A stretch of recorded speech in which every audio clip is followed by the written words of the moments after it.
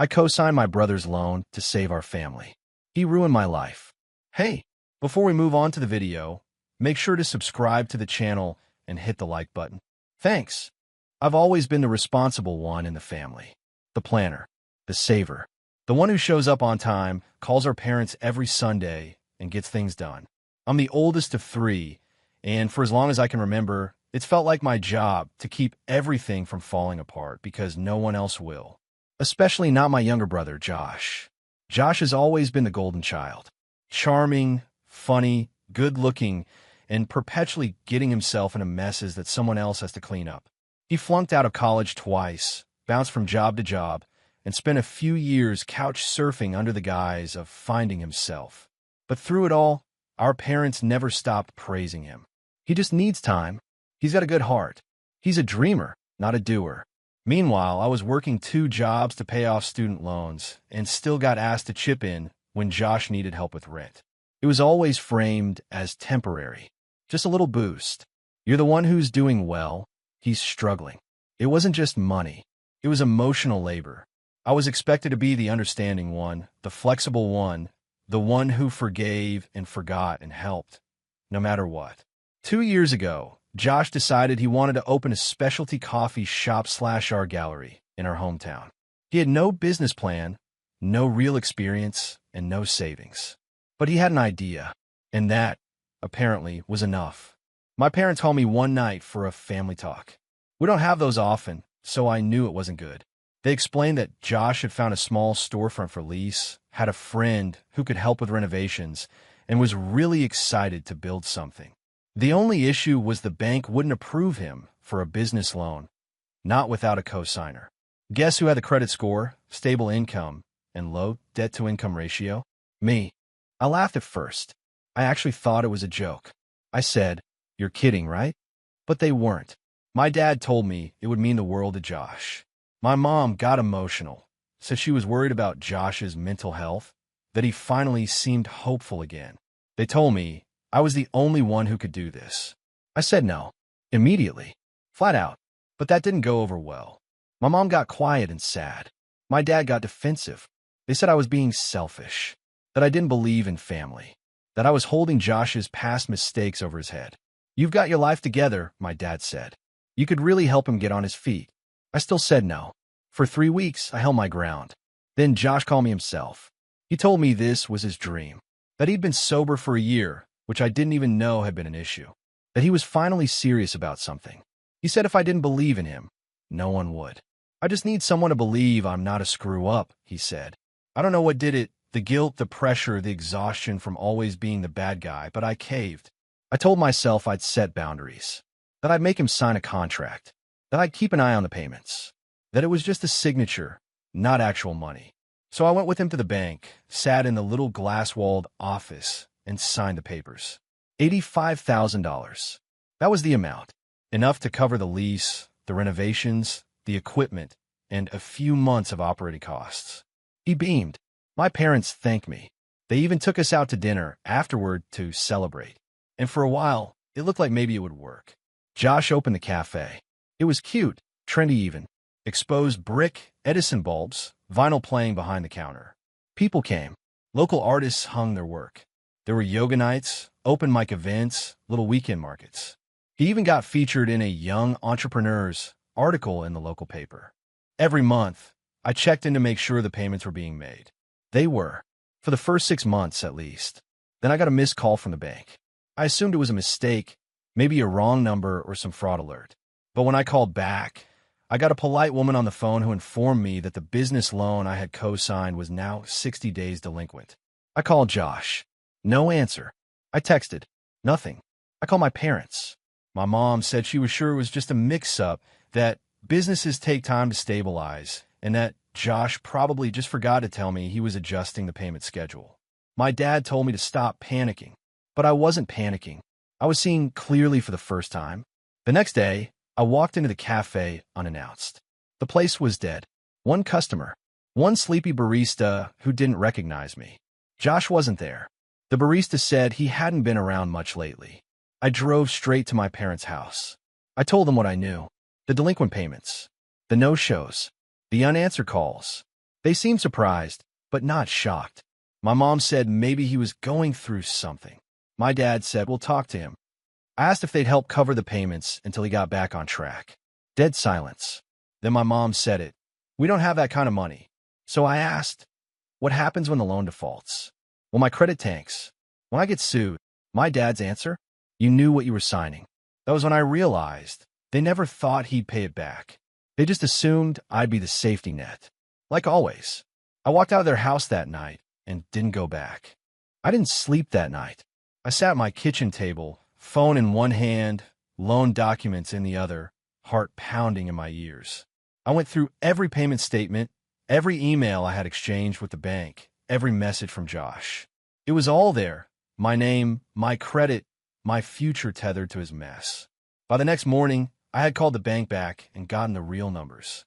Not only was the loan 60 days past due, but Josh had also missed 2 consecutive payments before that, which had only been barely covered by some temporary forbearance agreement they didn't even tell me about. The bank rep told me they had sent letters. Josh had marked my address as his mailing address, then switched it months ago to his place without telling me. So I was blind. I tried Josh again. Voicemail. I messaged him directly. I need to speak with you. Now, this isn't a joke. He left me on read. Later that night, I saw a new post on his Instagram. Weekend vibes. Hashtag grind never stops. Hashtag blessed. He was poolside in Vegas, laughing, drink in hand, surrounded by a bunch of people I didn't recognize. Apparently, the cafe had closed for renovations temporarily. He didn't tell anyone, just locked the doors and vanished. That was the first time I felt something worse than anger, humiliation.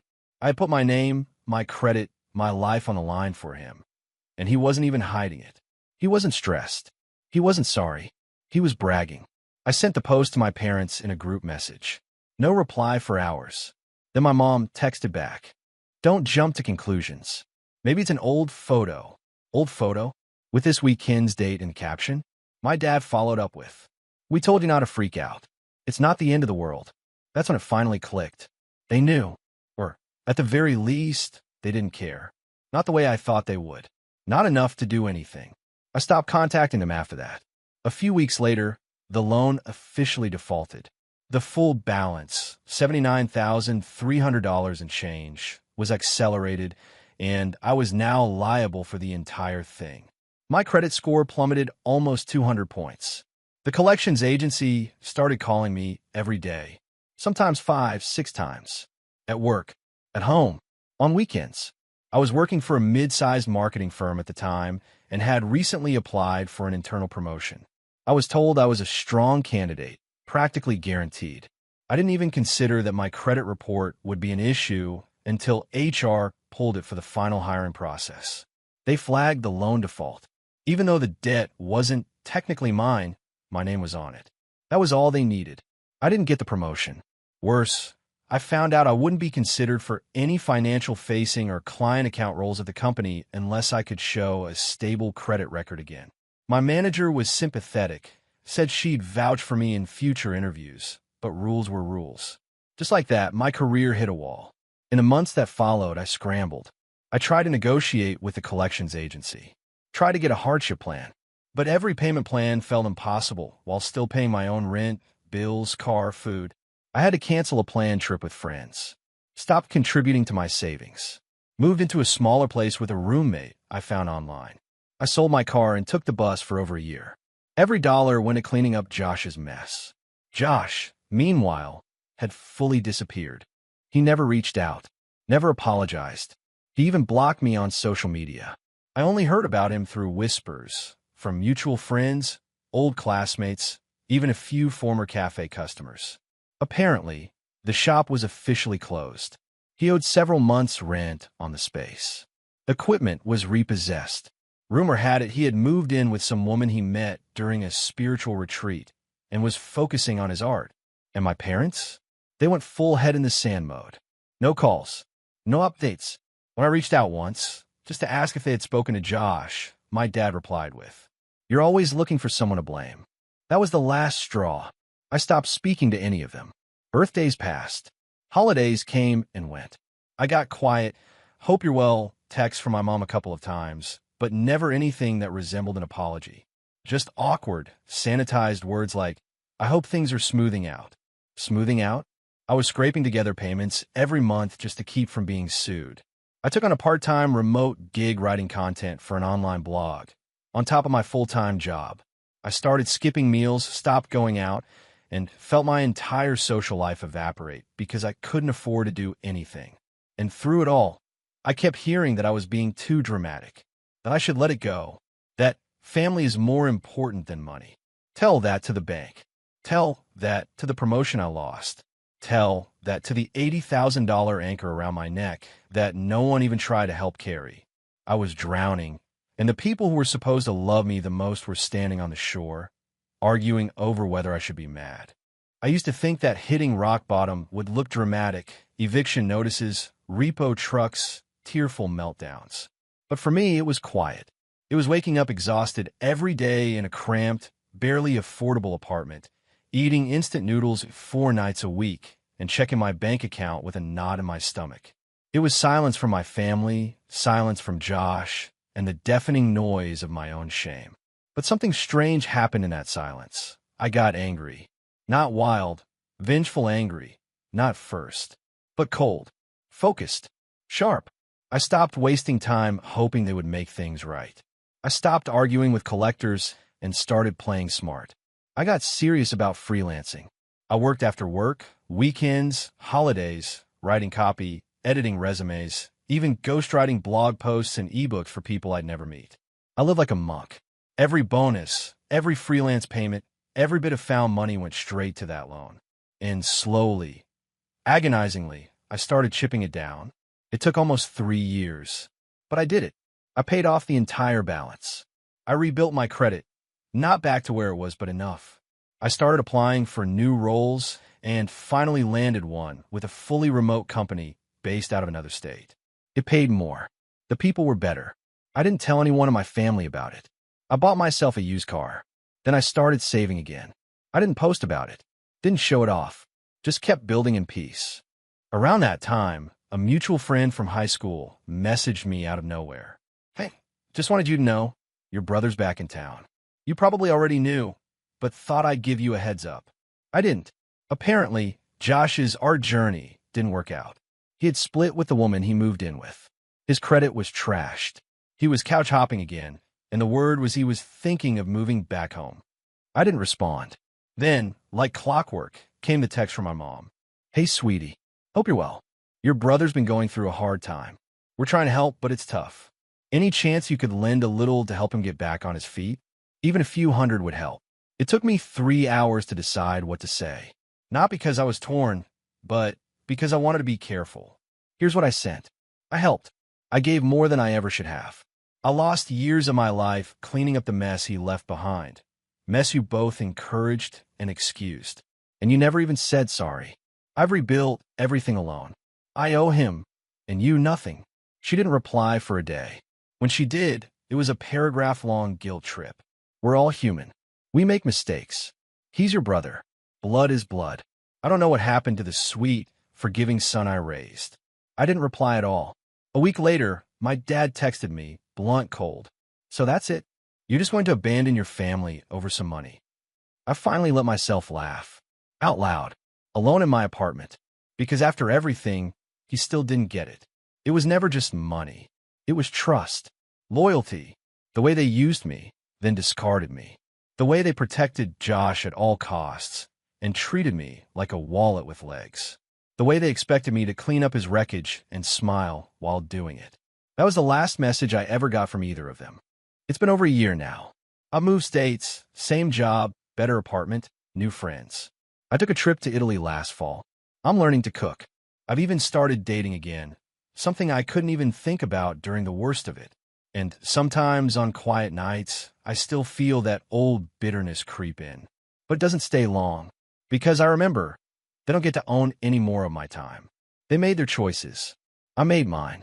I chose myself. Last month, I got an invitation to a wedding. A cousin I hadn't seen in years. I almost didn't go. I figured my parents would be there. Maybe even Josh. But something told me I needed to. Not for them. For me. So I went. I walked in wearing a suit I had paid for in full, drove a car registered in my name, and gave a generous gift in cash. All from the money I had earned on my own. I was greeted by some extended family members with hugs, surprised smiles, the usual, "We haven't seen you in forever" lines. Nobody mentioned what happened, but a few people gave me these long, knowing looks, the kind that say we heard. Then I saw them, my parents, sitting stiffly at a table near the back, not talking to anyone. My mother looked older, tired. My dad glanced at me, then quickly looked away. Josh wasn't there. Later, someone told me he had tried to come, but wasn't invited. Apparently, he had burned too many bridges, and the bride didn't want the drama. He was living out of state now, doing odd jobs. Still broke. Still blaming everyone else. I didn't approach my parents. I didn't need to. As I left the reception, one of my uncles pulled me aside. We'd never been close, but he looked me in the eye and said, "You did right by yourself." That takes guts. They might not say it, but people noticed. It was the smallest sentence, but hit harder than any apology I never got. For a long time, I thought closure had to come from the people who hurt you. An apology, a moment of reckoning, something. But I've learned that sometimes closure isn't something you're given. It's something you build, piece by piece, loan by loan, paycheck by paycheck, boundary by boundary. And when it's done, you don't owe anyone an explanation. You just walk away free. Thank you for watching. Please subscribe to the channel and hit the like button.